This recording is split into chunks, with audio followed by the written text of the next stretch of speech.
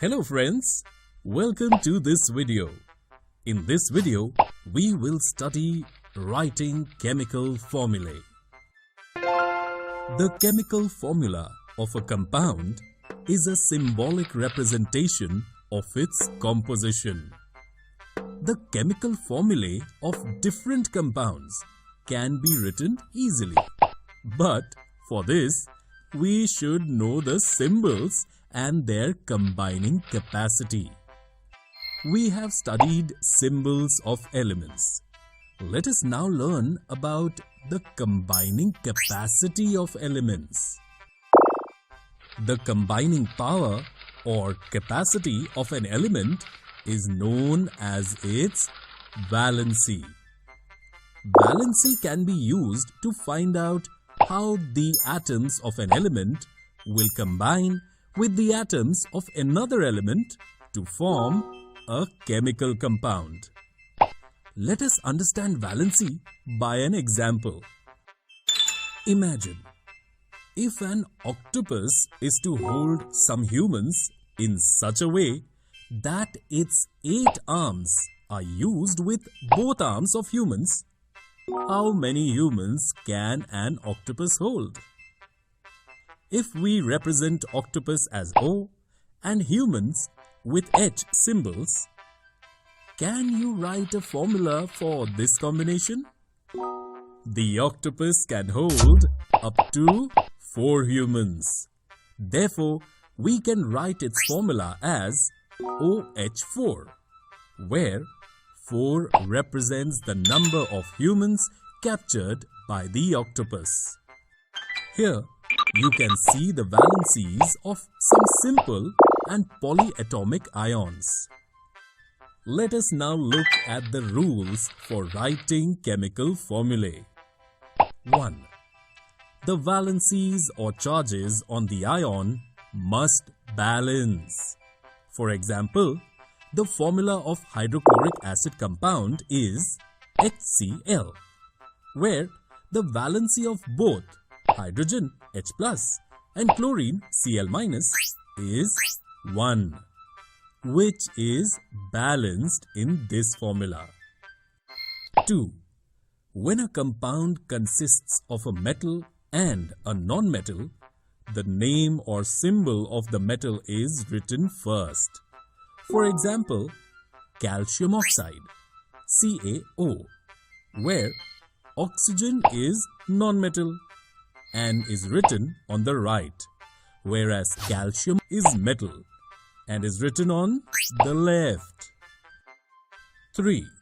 In compounds formed with polyatomic ions, the number of ions present in the compound is indicated by enclosing the formula of ion in a bracket and writing the number of ions outside the bracket.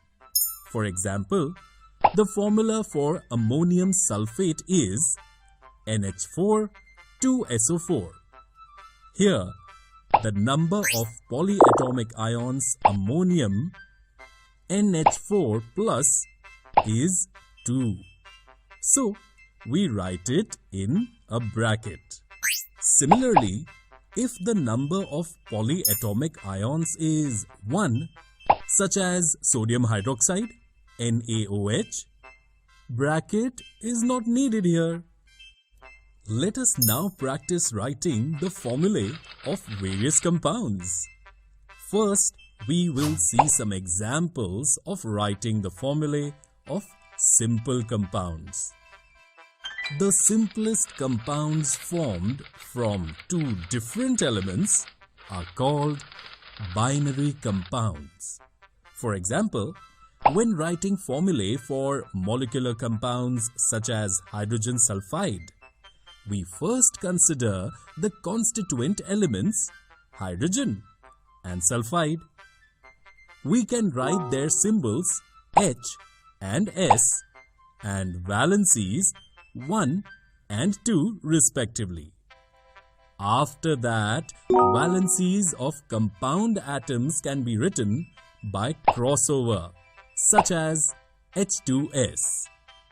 But if the compound is composed of ions of different elements, then how shall we write its formulae? Let us understand this by an example. Magnesium chloride compounds are formed by combining magnesium Mg2+ and chloride Cl- ions.